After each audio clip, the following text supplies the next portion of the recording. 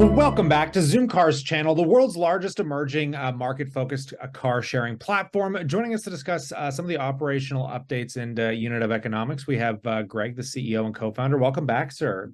Hi, thanks for having me again. A pleasure to get you on as you guys head toward this kind of merger acquisition. Do you want to just give us a quick update and then kind of dive into the slide here? Sure. So we're making great progress here in our de-SPAC, and we expect to be out there listed in the first half of November, NASDAQ under the Zcar ticker. So look forward to that momentous occasion for us as a company. For right now, though, I think we would like to kind of take everyone through with a little bit more granularity.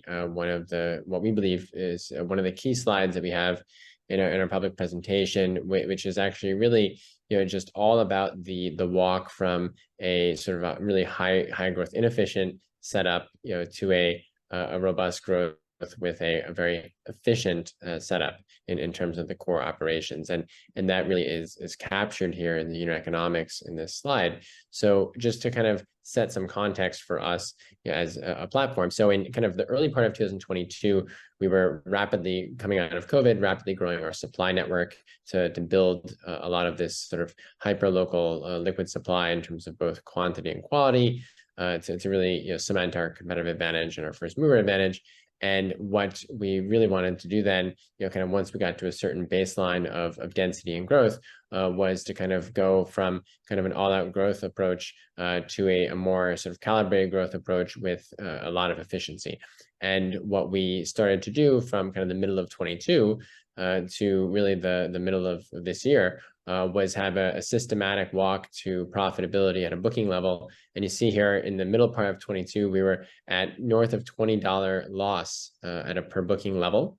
And we've been able to take that 12 months later to a $3 plus profit. And now where we stand today, we're more than 2x really actually improved from even the June numbers. So we're actually even higher. So we're closer to the $10 per booking profit than we are the June number at this point.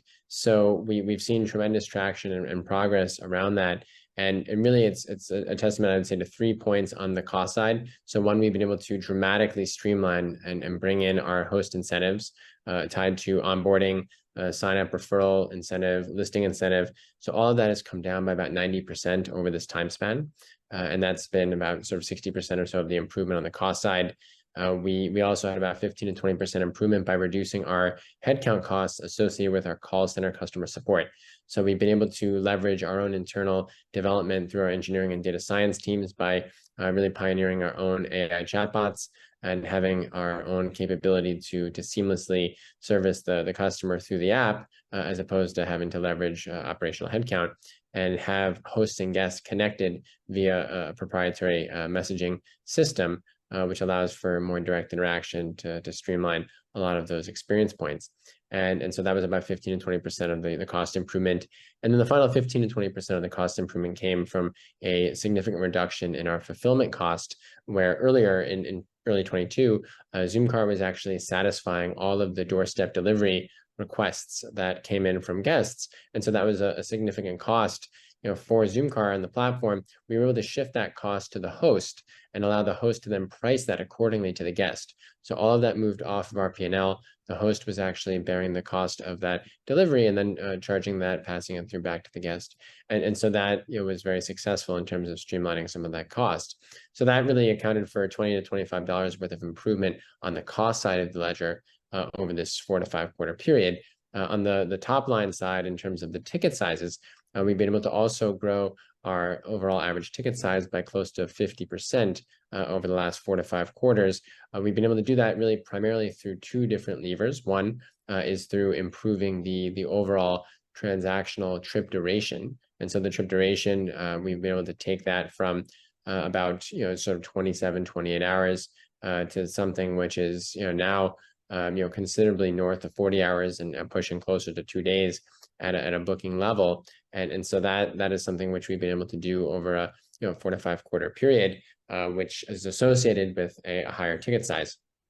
And then also we've been able to have a more streamlined approach to pricing, where we're able to have a more powerful dynamic pricing, which effectively is more segmented and more personalized. And by having more personalized pricing, we're able to actually align the pricing a little bit better, to the different user groups. And so that better matches to the elasticity. It's a very data science and engineering driven outcome and approach.